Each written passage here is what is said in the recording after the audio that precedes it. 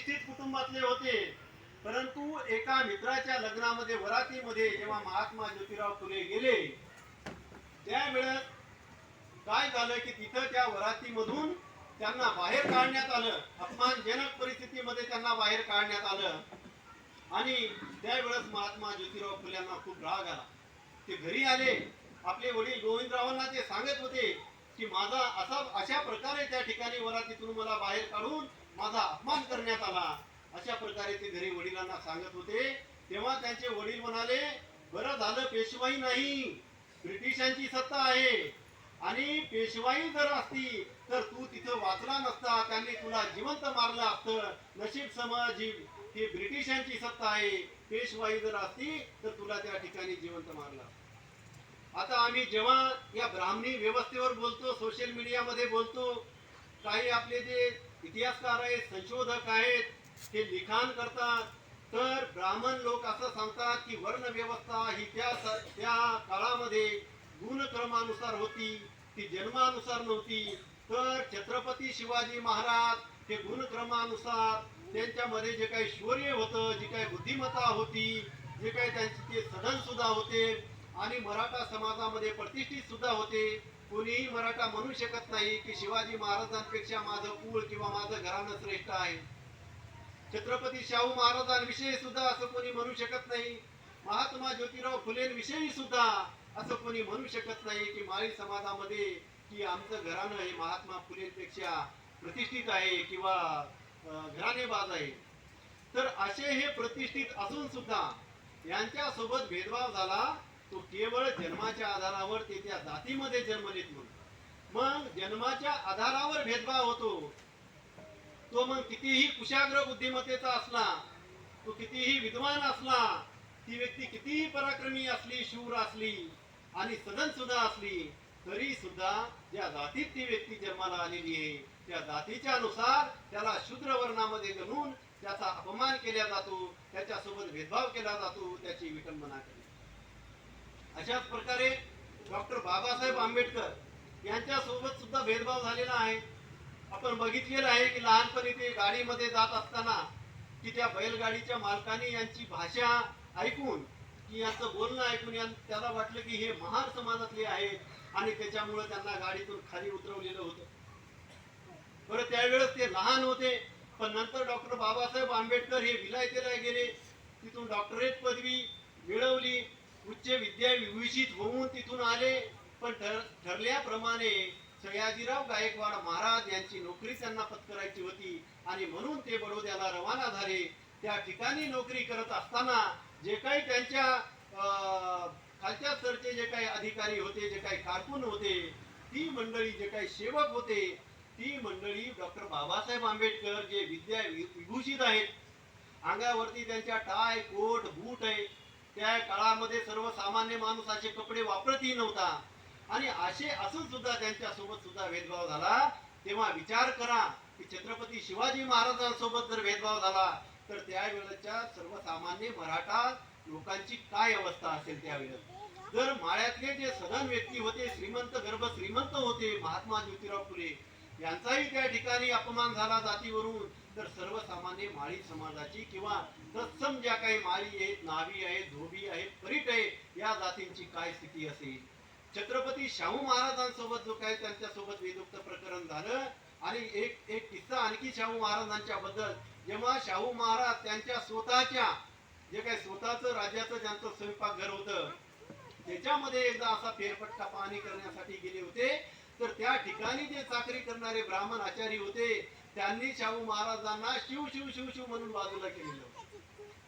मग अशी परिस्थिती जर या प्रतिष्ठित लोकांची होती, तर त्या काळचा जो काही समाज होता त्या समाजाची अवस्था किती दयनीय होती हे यावरून आपल्याला समजून येतं. यासाठी हे सांगावं. महारांची तर त्या काळामध्ये महार, मांग आणि चांभार पूर्वाश्रमीचे जे त्यांची सुद्धा एवढी बिकट अवस्था होती की त्यांना सर्व मानवी जे काही अधिकार होते ते अधिकार पूर्णपणे नाकारलेले होते. त्यांना म्हणजे बाबासाहेब ॲनिलेशन ऑफ कास्ट मध्ये म्हणतात की या लोकांना काही अधिकार नाही, की यांनी नवीन कपडे घातले म्हणून सुद्धा यांच्यावर भेदभाव होतो, यांच्या सावलीचा सुद्धा विटाळ होतो. यांनी परत काय त्या बाबासाहेब सुद्धा सांगतात अॅनिलेशन ऑफ कास्ट मध्ये ते म्हणतात तो बाहेर बाथरूमला गेला तांब्या घेऊन गेला म्हणून सुद्धा त्याला मारले. नवरा वडीवर चढला नवरदेव तरी त्याला मारण्यात येतं. असे वेगवेगळे या लोकांवरती अन्याय अत्याचार झालेले आहेत. तर या अन्याय अत्याचाराला हे करण्यासाठी बाबासाहेबांना संविधान लिहावं लागलं. आणि संविधानाची पण एक असा संविधानाचा पण इतिहास आहे. त्या ठिकाणी संविधान लिखाणापर्यंत जाण्यापर्यंत बाबासाहेबांना जे काही अडथळे आले, जो काही टोकाचा विरोध झाला, हा केवळ बाबासाहेबांना व्यक्ती म्हणून तो विरोध झालेला नव्हता. कारण बाबासाहेब जर या ठिकाणी गेले तर हे जे काही हजारो वर्षापासून जे काही उपेक्षित आहेत, वंचित आहेत, पीडित आहेत, शोषित आहेत, या लोकांना अधिकार मिळतील. आणि यांना अधिकार जर मिळाले तर मग आमची कामे कोण करणार, आम्ही कोणावर उभा करणार, अशा प्रकारच्या या भावनेतून डॉक्टर बाबासाहेब आंबेडकरांना जर त्या तिथपर्यंत आम्ही जाऊच दिलं नाही तर आम्हाला आमचे जे काही त्यांचे अधिकार आहेत ते आम्ही हिरावून घेऊ शकतो. तर सुरुवातीला 1916 साली या देशामध्ये 1916 साली डॉक्टर बाबासाहेब आंबेडकर यांनी आपल्या सार्वजनिक जीवनाला सुरुवात केली. आणि त्याच्यानंतर 2 वर्षांनी 1918 साली या ठिकाणी साऊथ ब्युरो कमिशन आले. आता हे साऊथ ब्युरो कमिशन कशासाठी आलं? साऊथ ब्युरो कमिशन यासाठी आलं होतं की 1885 साली जी काही काँग्रेस स्थापन झाली होती, ज्याला महात्मा ज्योतिराव फुले ब्राह्मणांची सभा म्हणत, ही काँग्रेस स्थापन झाल्याच्या नंतर या लोकांनी असं सांगितलं, इंग्रजांकडे एक मागणी लावून धरली होती की तुम्ही आम्हाला तुमच्या शासन आणि प्रशासनामध्ये सामावून घ्या.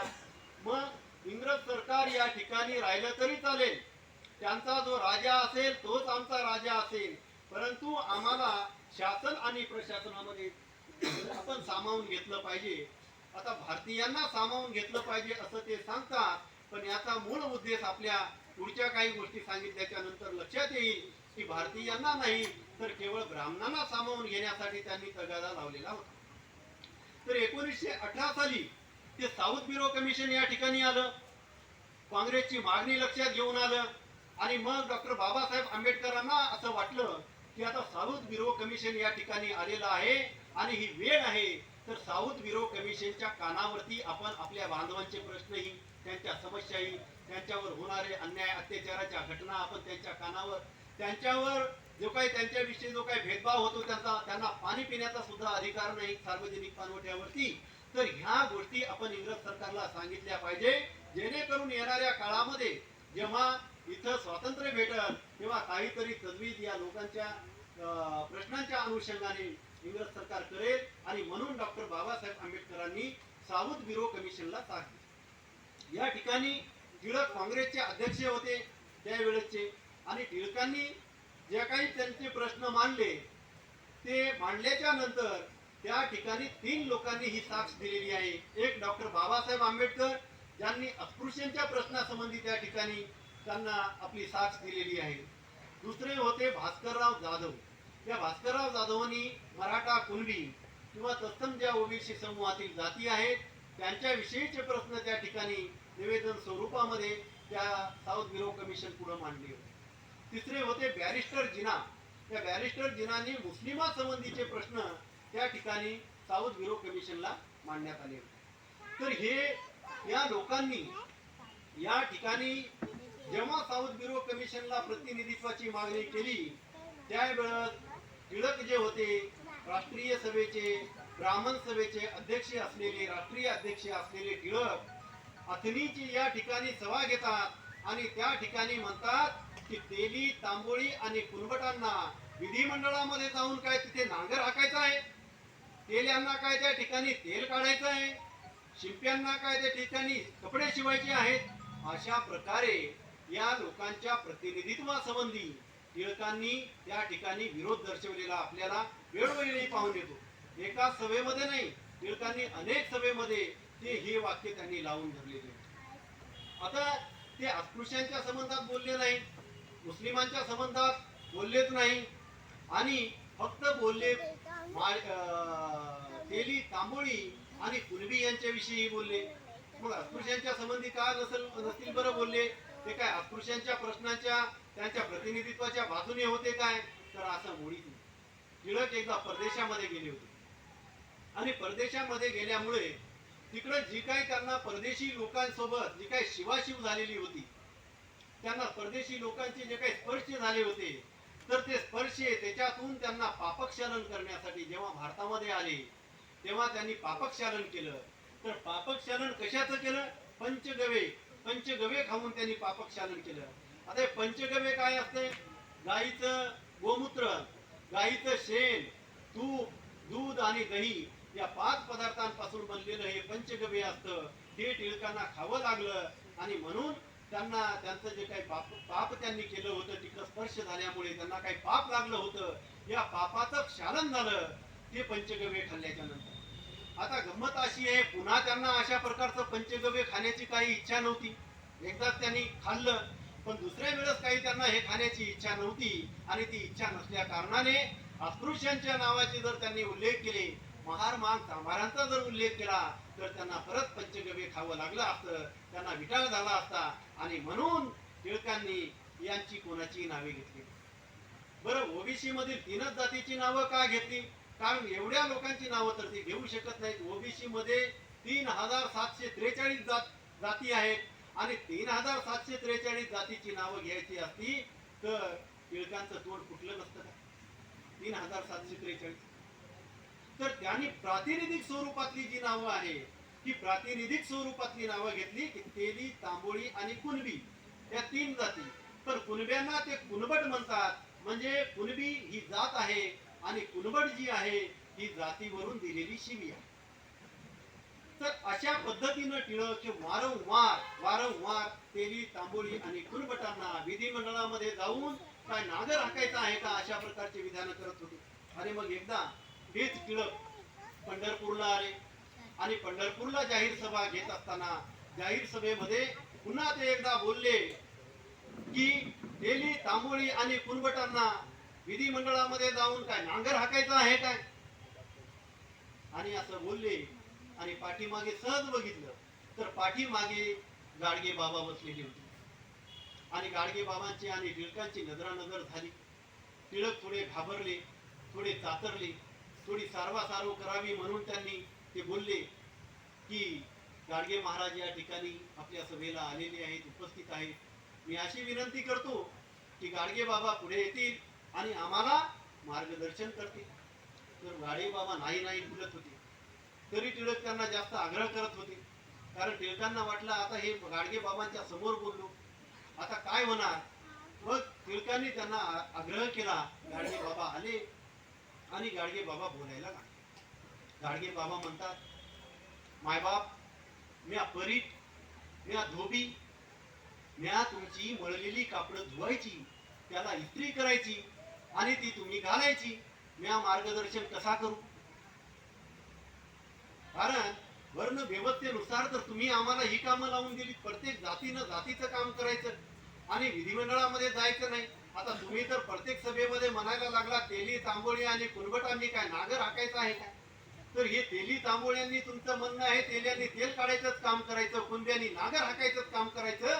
तर मी धोबी आहे, मी परीट आहे, माझं मार्गदर्शन करण्याचं काम नसून तुमचे जे काही कपडे आहेत ते तुमच्या म्हणण्यानुसार तुमची मळलेली कपडे धुवायची, त्याची इस्त्री करायची आणि तुम्हाला ती घालायला द्यायची, हे माझं काम आहे. जे तुमच्या म्हणण्यानुसार आहे तेच मी करायला पाहिजे. मी मार्गदर्शन कसा करू? असं तर होऊ शकत नाही. मग गाडगे बाबा पुढे म्हणाले. गाडगे बाबा म्हणतात, टिळक महाराज एक काम करा आणि आम्हाला पण बामण करा, पण आम्हाला तिथं विधिमंडळामध्ये जाऊ द्या. आम्हाला बामण करा पण आम्हाला विधिमंडळामध्ये जाऊ द्या. अशा प्रकारचं जे काही कुणी विचार केला नसेल, टिळकांनीही कधी विचार केला नसेल, अशा प्रकारचं वक्तव्य टिळकांच्या तोंडावर गाडगे महाराजांनी केलं आणि तेली, तांबोळी आणि कुणब्यांना किंवा जे काही बांधव आहेत त्यांना प्रतिनिधित्व म्हणून या ठिकाणी विधिमंडळामध्ये जाण्यासाठी त्यांनी जोरदार समर्थन केलं. त्यानंतर एक गोष्ट झाली की टिळक जे काही तेली, तांबोळी आणि कुणबट म्हणायचे आणि यांना विधिमंडळामध्ये जाऊन काय करायचं हे बोलणं त्यांचं बंद झालं. एक काम झालं की हे बोलणं बंद झालं त्याच्यानंतर ते कधीही म्हणाले नाही. पण नंतर त्यांनी एक काम केलं की आपले जे काही अनुयायी होते त्यांच्याकडून असा प्रचार करवला की टिळक हे तेल्या तांबोळ्याचे पुढारी. जे टिळक म्हणतात तेली तांबोळी यांना विधिमंडळात जाऊन काय करायचं. त्याच्यानंतर त्यांच्या अनुयायांनी तेल्या तांबोळ्याचे पुढारी म्हणून टिळकांचा गौरव करायला सुरुवात केली. हे आपल्या भारतातलं सर्वात मोठं दुर्दैव आहे त्या गोष्टी की ज्या ज्या गोष्टीचं आपण सत्य कुठल्याही गोष्टीचं न पाहता त्या गोष्टी इथं प्रस्थापित होत असतात. ते सत्य आपल्याला सांगावं लागतं. तर अशा प्रकारे टिळकांनी सुद्धा टिळकां जे काही म्हणजे सर्वोच्च ब्राह्मणांचे होते अध्यक्ष होते राष्ट्रीय सभेचे, या टिळकांनी सुद्धा साऊथ ब्युरो कमिशनला विरोध केला. म्हणजे त्या काही अस्पृश्य होते आणि जे काही मागास प्रवर्ग होता यांच्या प्रतिनिधित्वाला त्यांनी विरोध केलेला. दुसऱ्यांदा याला विरोध झाल्याच्या नंतर साऊथ ब्युरो कमिशनला विरोध झाला. तर त्याला विरोध झाल्याच्या नंतर या देशामध्ये पुन्हा एकदा इंग्रजांनी 1928 साली सर जॉन सायमन यांच्या अध्यक्षतेखाली एक सायमन कमिशनची या ठिकाणी नेमणूक केली होती आणि ते सायमन कमिशन या ठिकाणी 1928 साली आले. आता सायमन कमिशनच्या बाबतीत ही तेच झालं. कारण यांना माहिती होतं, हे आधीच जागृत झाले होते. आधी यांनी साऊथ ब्युरोला विरोध केला नव्हता. तर साऊथ ब्युरोला विरोध कधी झाला, बाबासाहेबांनी त्याला साक्ष दिल्याच्या नंतर, भास्करराव जाधवांनी साक्ष दिल्याच्या नंतर झाला. आता यांनी साऊथ हे जे सायमन कमिशन होतं याला मात्र आधीच विरोध करायला सुरुवात केली. कारण त्यांना माहित होतं की हे लोक आधीच सायमन कमिशनला मागच्या प्रमाणेच हे लोक जाऊन साक्ष देणारच आहे. तर त्यांनी सायमन गो बॅकचे नारे दिले. आता त्यांनी सांगितलं ते सरकारी कमिशन होतं आणि सरकारी कमिशन जे असतं त्या सरकारी कमिशन वरती फक्त सरकारचेच अधिकारी असतात आणि त्या सरकारी अधिकाऱ्यांचीच त्या ठिकाणी नियुक्ती होत असते. आणि यांचा आग्रह असा होता की यांनी असं म्हटलं की या ठिकाणी भारतीय प्रतिनिधी नाहीत सायमन कमिशन मध्ये, म्हणून आम्ही सायमन कमिशनचा विरोध करत आहोत. तर त्या ठिकाणी सायमन कमिशन मध्ये भारतीय प्रतिनिधी असण्याचं काहीही कारण नव्हतं. कारण ते सरकारी कमिशन होतं, सरकारी स्तरावरती त्याची नियुक्ती करण्यात आली होती. आणि त्या ठिकाणी ते सायमन कमिशन आल्याच्या नंतर डॉक्टर बाबासाहेब आंबेडकरांनी परत एकदा सायमन कमिशनला त्या ठिकाणी साथ दिलेली होती. आणि या वेळेस मात्र काँग्रेसनं ठरवलं होतं की या सायमन कमिशनला प्राणांतिक विरोध करायचा आणि त्यांनी प्राणांतिक विरोध केलेला आहे. त्याच्या वेळेस आपण बघितलं की या आंदोलनामध्ये सर्वात मोठं एक हे झालेलं आहे की जे काही लाला लजपतराय होते, या लाला लजपतरायांचा पोलीस अधिकाऱ्याची काठी लागून जो काही मृत्यू झालेला आहे तो सायमन कमिशनला विरोध करण्याच्या या याच्यामध्ये झालेला. तर एवढ्या मोठ्या प्रमाणात प्राणांतिक विरोध होता. कारण हा जो विरोध केवळ बाबासाहेबाला नव्हता किंवा सायमन कमिशनला नव्हता, तर यांच्याकडून मागणी होत असलेल्या समाजाच्या प्रतिनिधित्वाला हा विरोध होता. ही गोष्ट आपण या ठिकाणी लक्षात घेतली. तर सायमन कमिशनला विरोध होत असताना सायमन कमिशन ही इंग्रज सरकारला गुंडाळावं लागलं. परंतु त्यांनी इथली जी काही परिस्थिती होती त्या परिस्थितीचा आढावा घेतला. त्यांनी ते मुंबईला सुद्धा कमिशन आलं, ते कलकत्त्याला सुद्धा गेलं, ते मद्रास प्रांतामध्ये पण गेलं. पण जिथं जिथं ते कमिशन जाईल त्याला बहिष्कार किंवा काळे झेंडे दाखवण्याचं काम त्यावेळेस राष्ट्रीय सभेनं काँग्रेसनं त्या ठिकाणी केलेलं होतं. आणि अशा परिस्थितीत त्याला तो धावता आढावा घ्यावा लागला होता. मग त्याच काळामध्ये डॉक्टर बाबासाहेब आंबेडकरांचं चौदार तळ्याचं सत्याग्रह आपण बघितलं असेल की त्या चौदार तळ्याच्या सत्याग्रहामुळं ब्रिटिशांना सुद्धा माहिती झालं की हे असे असे लोक आहेत आणि या लोकांना यांच्या स्पृश्याला सुद्धा विटाळ मानण्यात येतं आणि यांना सार्वजनिक पाणवठ्यावरून पाणी भरण्याचा अधिकार मिळत नाही. अशा प्रकारचे जे काही अन्याय अत्याचार आहेत ते चौदार तळ्याचा सत्याग्रह, काळाराम मंदिराचा सत्याग्रह जो झाला त्याच्या माध्यमातून समजलं की या ठिकाणी जे काही हिंदूंचे देवदेवता आहेत या देवदेवतांच्या यांच्या मंदिरामध्ये सुद्धा या अस्पृश्य लोकांना प्रवेश दिला जात नाही. म्हणून हे लोक यांच्यापेक्षा वेगळे आहेत हे सांगण्याचा उद्देश बाबासाहेबांचा होता की आम्ही हिंदूंपेक्षा वेगळे आहोत, ब्राह्मणांच्या वर्णव्यवस्थेमध्ये आम्ही येत नाही आहोत आणि त्यामुळे आम्हाला वेगळं प्रतिनिधित्व असलं पाहिजे. ही गोष्ट त्या ठिकाणी बाबासाहेब प्रकर्षानं मांडण्याचा प्रयत्न करतात. पण या ठिकाणी त्यांनी धावता आढावा घेतला आणि ते याला निघून गेले, लंडनला निघून गेले. लंडनला निघून गेल्याच्या नंतर इंग्रज सरकारला असं समजलं की आपल्याला आता हे प्रतिनिधित्वाचं जे काम आहे हे काम आपल्याला भारतात जाऊन पूर्ण करता येणार नाही, कारण भारतात याला मोठ्या प्रमाणामध्ये विरोध होतो. कारण त्या ठिकाणी गांधीजी आहेत आणि गांधीजीचे लोक त्यांचं जन आंदोलन असल्यामुळं ते मोठ्या प्रमाणामध्ये या आपल्या जे काही कमिशन आहे याला विरोध करत असतात. तर त्यासाठी आपल्याला त्यांनाच इकडे बोलवून या ठिकाणी गोलमेज परिषदेचं आयोजन करता येईल. अशा प्रकारे त्यांनी गोलमेज परिषदेचं आयोजन 1930 साली लंडन या ठिकाणी केलं. तर लंडन या ठिकाणी गोलमेज परिषदेचं आयोजन केलेलं असताना त्या गोलमेज परिषदेवरती गांधी आणि काँग्रेसनी बहिष्कार टाकला. जे नेहमी सारखं जे काही त्यांचं होतं त्याप्रमाणेच त्यांनी परत एकदा याच्यावरती बहिष्कार टाकला, गोलमेज परिषदेवरती बहिष्कार टाकला. पण डॉक्टर बाबासाहेब आंबेडकर यांनाही निमंत्रण होतं. डॉक्टर बाबासाहेब आंबेडकर त्या ठिकाणी गेले, गोलमेज परिषदेला गेले. त्या ठिकाणी त्यांनी आपली बाजू त्या ठिकाणी मांडली, आपल्या बांधवांचे प्रश्न त्या ठिकाणी मांडले, त्यांच्यावर होणारे अन्याय अत्याचार त्या ठिकाणी इंग्रजांच्या पुढे त्या ठिकाणी कथन केले आणि इंग्रज सरकारला पटवून देण्यात ते यशस्वी झाले की या लोकांसाठी वेगळ्या प्रतिनिधित्वाची किती आवश्यकता आहे हे त्यांनी त्या ठिकाणी इंग्रज सरकारला पटवून दिलं. झालं असं की गांधींना असं वाटलं की मी त्या ठिकाणी गेलो नाही आणि त्यामुळे डॉक्टर आंबेडकरांना तिथं कोणीही विरोध करू शकलं नाही आणि मग एकतर्फी ते त्यांची त्या ठिकाणी भूमिका मांडली आणि ते पटवून देण्यात यशस्वी झाले. त्यासाठी मी त्या ठिकाणी जायला पाहिजे होतं. पण या ठिकाणी जरी इंग्रज सरकारला डॉक्टर आंबेडकरांच्या सगळ्या मागण्या मान्य झाल्या असतील, त्यांचे जरी त्यांच्या प्रतिनिधित्वाची आवश्यकता त्यांना पटली असेल, तरी सुद्धा हे बाकीचे प्रतिनिधी त्या ठिकाणी भारतातले नसल्यामुळे तोही अनिर्णित तीही गोलमेज परिषद राहिलेली होती. आणि त्यासाठी दुसऱ्या गोलमेज परिषदेचं परत एकदा त्यांनी आयोजन केलं 1931 साली. आणि दुसरी गोलमेज परिषदेला मग त्यांनी मात्र आधी गांधींना निमंत्रण दिलं होतं, पण दुसऱ्या गोलमेज परिषदेला त्यांनी काँग्रेसला निमंत्रण दिलं. आणि काँग्रेसला निमंत्रण दिलेलं असतानाही गांधी बोलले की मीच जातो काँग्रेसचा प्रतिनिधी म्हणून. मग गांधी त्या ठिकाणी काँग्रेसचा प्रतिनिधी म्हणून त्या ठिकाणी गेले. सोबत जाताना शेळी पण घेऊन गेली. ती किस्सा तुम्ही ऐकला असेल शेळीचा. ते शेळीला ते बदाम काजू चारायचे आणि त्या शेळीचं दूध ते पियायचे. तर त्या शेळीला पण ते सोबत घेऊन गेले. आणि त्या ठिकाणी गेलेले असताना पुन्हा एकदा बाबासाहेबांनी तिकडे काळाराम मंदिराचा सत्याग्रह चालूच होता, तो बंद पडलेला नव्हता. आणि इथून दाखवणी पत्र त्या ठिकाणी यायचे आणि आंबेडकरच आमचे नेते आहेत अशा प्रकारे देशभरामधून बाबासाहेबांना पत्राचा तिथं खर्चा खर्च पडला होता आणि बाबासाहेबांना ते पुरावे द्यायचे. कारण गांधी म्हणायचे की या देशामधला सर्वांचा, जे देशातले जे मुसलमान आहेत, हिंदू आहेत, अस्पृश्य आहेत, या सगळ्यांचा मी एकमेव पुढारी आहे.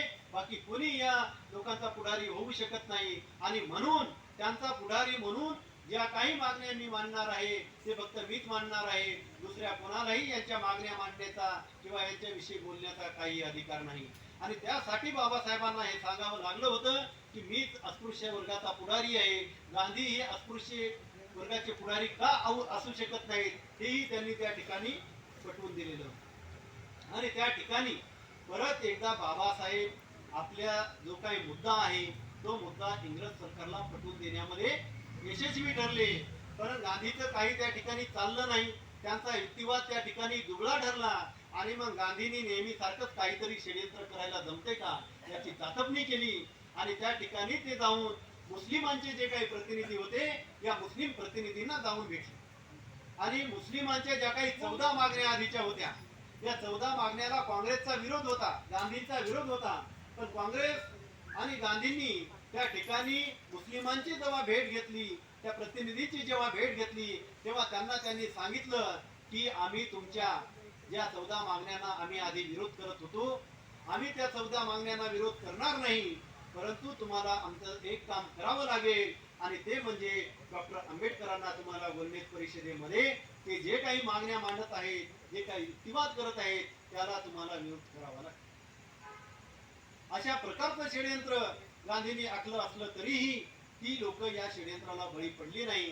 त्यांनी सांगितलं डॉक्टर आंबेडकर सुद्धा एका वर्गासाठी अधिकार मागत आहेत आणि आम्ही सुद्धा एका वर्गासाठी अधिकार मागत आहोत. तेव्हा एक अधिकार मागणारा वर्ग दुसऱ्या वर्गाच्या अधिकाराचं उल्लंघन किंवा त्यांच्या अधिकाराची पायमल्ली तो करणार नाही किंवा त्यांच्या अधिकारांना विरोध करणार नाही, कारण हा त्याचा नैतिक अधिकार नाही. ते अनैतिक आहे अशा प्रकारे विरोध करणे म्हणजे. तर हे सांगितलं असताना गांधीजींनी जे फाशे टाकले होते ते सर्व फाशे त्या ठिकाणी निष्प्रभ ठरले आणि शेवटी गांधींना इकडे या ठिकाणी यावं लागलं. आणि त्या गोलमेज परिषदेचा जे काही निकाल आहे, जे काही निर्णय आहे, ते रॅप्से मॅकडोनाल्ड जे त्यावेळेचे प्रधानमंत्री होते त्यांच्यावरती पूर्णतः सोपून ते सगळे प्रतिनिधी माघारी इकडे भारतामध्ये फिरले. तर 17 ऑगस्ट 1932 ला या दुसऱ्या गोलमेज परिषदेच्या नंतर 17 ऑगस्ट 1932 ला जे आहे या ठिकाणी कम्युनल अवॉर्ड डिक्लेअर झाला होता. आता कम्युनल अवॉर्ड काय, जातीय निवाडा, तो डिक्लेअर झाला. कारण जे काही युक्तिवाद त्या ठिकाणी केले, जे काही गांधींनी त्या ठिकाणी प्रश्न मांडले, बाबासाहेबांनी जे काही प्रश्न मांडले, बॅरिस्टर जिनांनी प्रश्न मांडले, शिखांनी त्या ठिकाणी प्रश्न मांडले, त्या सर्वांनी त्या ठिकाणी प्रश्न मांडलेले असताना, समस्या मांडलेल्या असताना, प्रतिनिधित्वाची मागणी केलेली असताना त्यावर इंग्रजांनी अभ्यास केला. आणि त्यावर अभ्यास केल्याच्या नंतर त्यांनी जे आहे जातीय निवाडा जाहीर केला.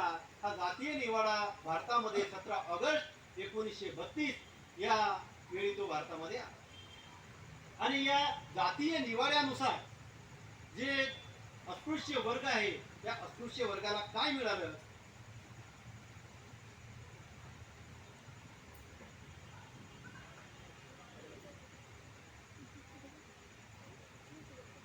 की बाबासाहेबांनी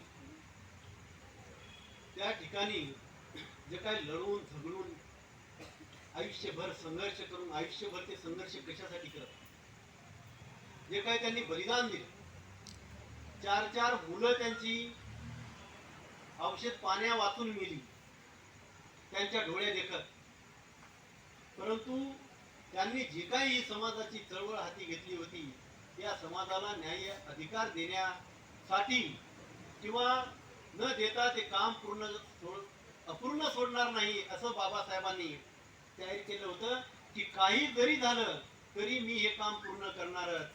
आणि म्हणून त्यांनी एवढा अविरत संघर्ष केला, एवढा विरोध की वेगवेगळ्या ठिकाणी वेगवेगळ्या समुदायाकडून वेगवेगळ्या नेत्यांकडून त्यावेळेच्या बाबासाहेबांना प्रचंड प्रमाणात विरोध झाला.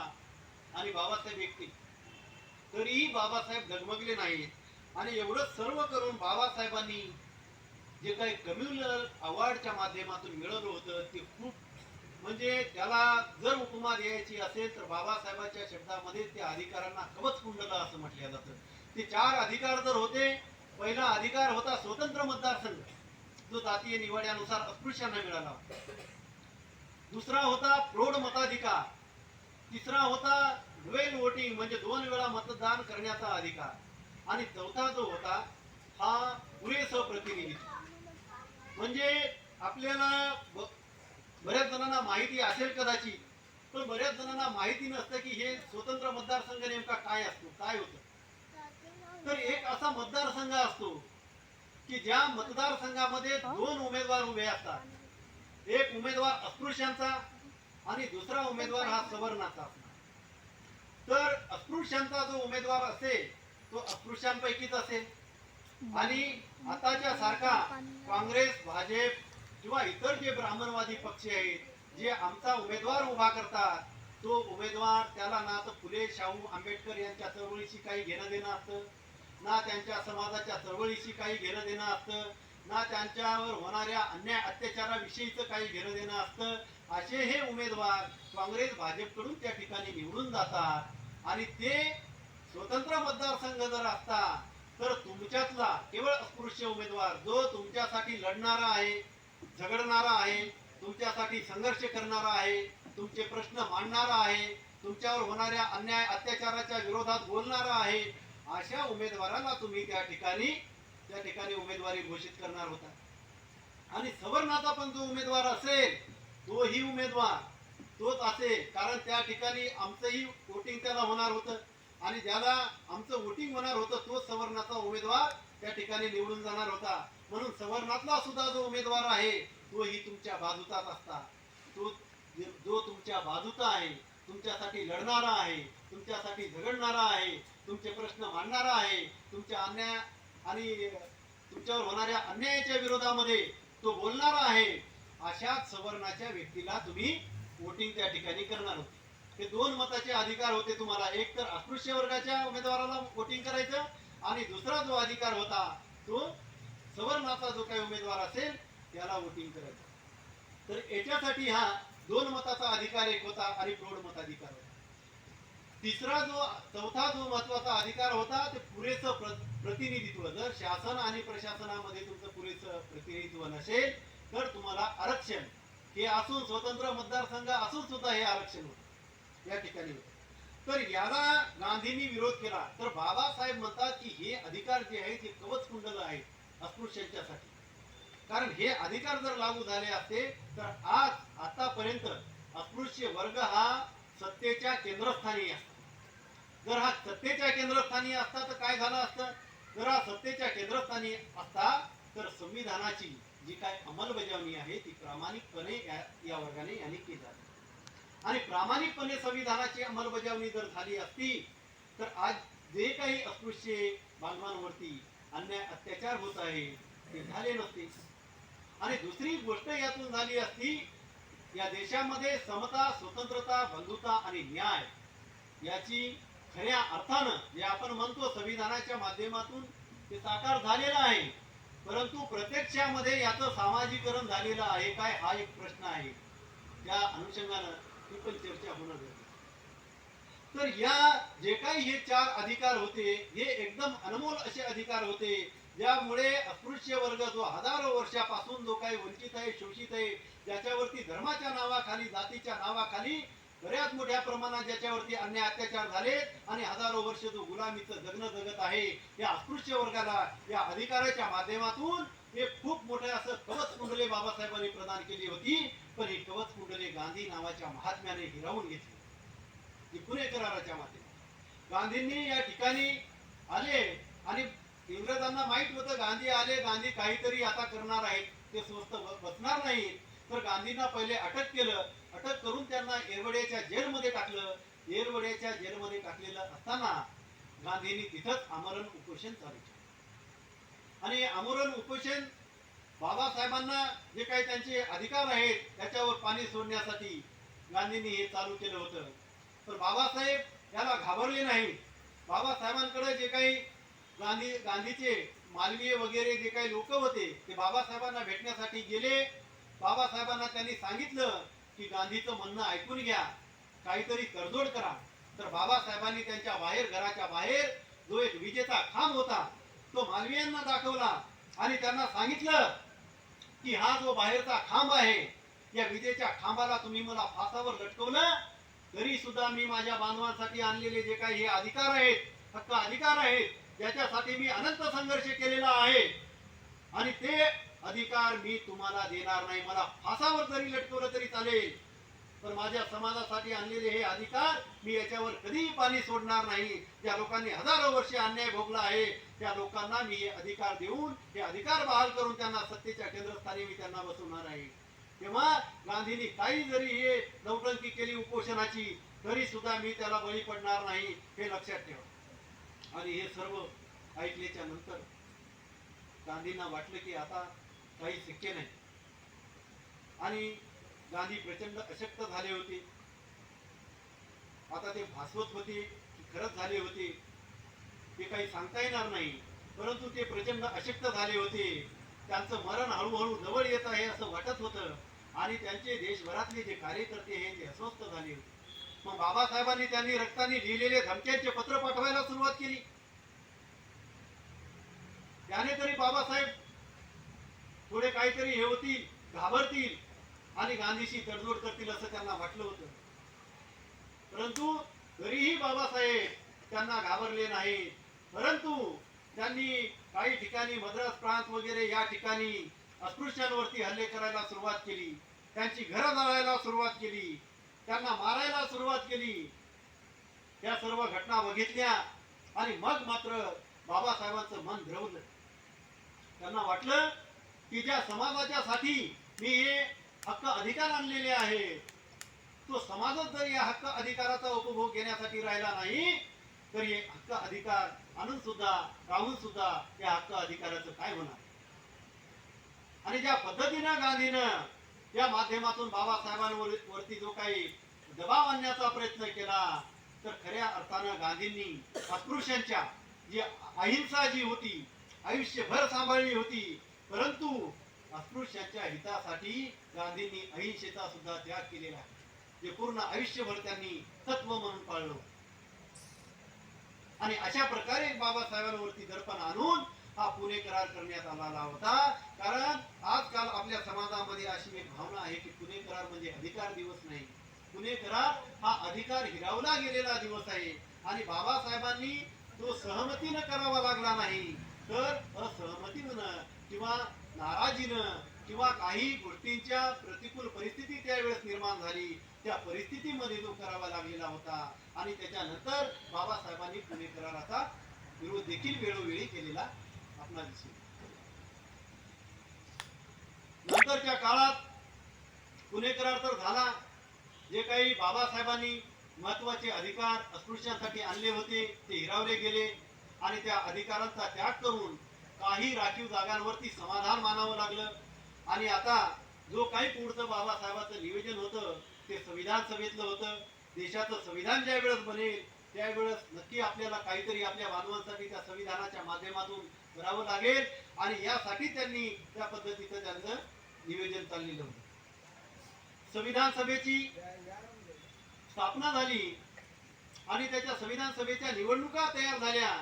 त्यावेळेस प्रचार करत असताना त्यांनी परत एकदा गांधीचे जे काही जवळचे बनवले जाणारे होते सरदार वल्लभभाई पटेल, ते सरदार वल्लभभाई पटेल त्यांचा प्रचार करत असताना नेहमी म्हणायचे की डॉक्टर आंबेडकरांसाठी संविधान सभेमध्ये जाण्यासाठी आम्ही दारेच नाही तर खिडक्या सुद्धा बंद केलेल्या.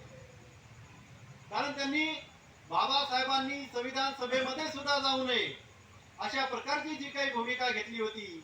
आणि संविधान सभेमध्ये जाऊन त्यांनी आपल्या बांधवांसाठी काही त्या ठिकाणी तरतुदी करू नयेत यासाठी पुन्हा एकदा त्यांनी नाकेबंदी करण्याचा प्रयत्न केला. आणि सांगितलं की ज्या ज्या ठिकाणी जायचे त्या त्या ठिकाणी म्हणायचे डॉक्टर आंबेडकरांसाठी आम्ही संविधान सभेमध्ये जाण्याची सर्व दारे आणि खिडक्या बंद करून टाकली. आणि खरंच अशी परिस्थिती निर्माण झाली होती. बाबासाहेबांच्या समोर आपल्या समाजातले काही उमेदवार उभे करण्यात आले होते. आणि अशा वेळी आपण काय केलं पाहिजे त्याचा बाबासाहेब विचार करत होते. बाबासाहेबांचं जे काही चळवळ होती, त्यांचं जे काही संघटन होतं, हे संघटन शेड्यूल कास्ट फेडरेशन हे राष्ट्रव्यापी संघटन होतं. ते मद्रासमध्ये होतं, पश्चिम बंगालमध्ये होतं, उत्तर भारतात होतं, दक्षिण भारतात होतं. ते राष्ट्रव्यापी संघटन होतं. आणि राष्ट्रव्यापी संघटन असल्यामुळं बाबासाहेबांना यांना वाटत होतं की आम्ही सर्व बंद केलेलं आहे, सर्व नाकेबंदी केलेली आहे. परंतु बाबासाहेबांना माहिती होतं. आणि मग बाबासाहेबांनी जोगेंद्रनाथ मंडल यांच्याशी चर्चा केली. आणि मग त्या ठिकाणी महाप्राण जोगेंद्रनाथ मंडल जे होते ते पश्चिम बंगालमधले होते. पश्चिम बंगालमध्ये दशोर, खुलना, बोरीशान, फरीदपूर या 4 जिल्ह्यामधून बाबासाहेबांना संविधान सभेचं सदस्य देण्यात आलं. आणि बाबासाहेबांना तिथल्या लोकांनी निवडून संविधान सभेवरती पाठवलं. आणि मग बाबासाहेब संविधान सभेमध्ये आले. आता पुन्हा षडयंत्र नसलं तर गांधी कसले, ते पुन्हा षडयंत्र करणारच. आणि परत एकदा त्यांनी काय केलं की जे काही पश्चिम बंगालमधले 4 जिल्हे होते जशोर, खुलना, बोईशाल आणि फरीदपूर हे 4ही जिल्हे पाकिस्तानला देऊन टाकले.